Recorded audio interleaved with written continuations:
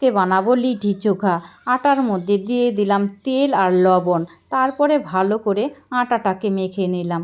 তারপরে দিয়ে দিলাম জল দিয়ে একটু শক্ত করে আটাটাকে মেখে রেখে দিলাম। এদিকে নিয়ে নিলাম ছাতুর মধ্যে দিয়ে দিলাম পেঁয়াজ কুচি, আদা কুচি, কাঁচা লঙ্কা কুচি, আমের আচার, জিরে গুঁড়ো, ধনে গুঁড়ো আর লবণ দিয়ে ভালো করে অনেকক্ষণ ছাতুটাকে মেখে নিলাম। তারপরে লেচির আকারে কেটে বাটির মতো বানিয়ে নিব। তারপরে ওর মধ্যে দিয়ে দিব মেখে রাখা ছাতু। তারপরে ভালো করে মুখটা বন্ধ করে নিব।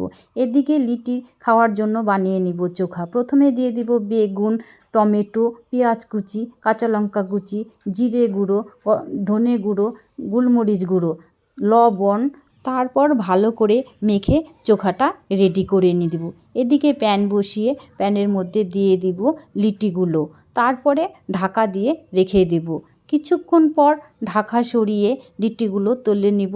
তুলে নিয়েই প্লেটে সাজিয়ে নিব লিটি চোখা।